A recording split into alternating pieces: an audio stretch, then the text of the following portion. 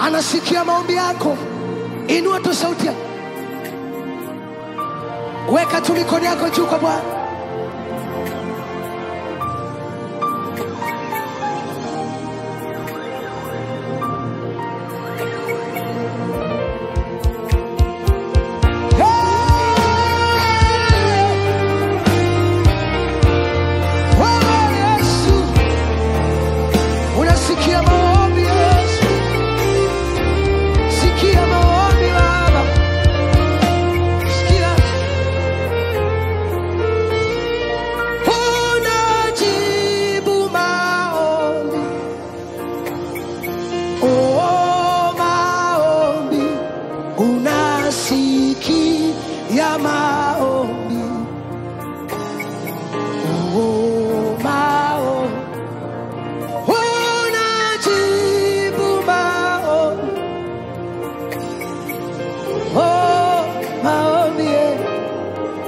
Unasikia maombi.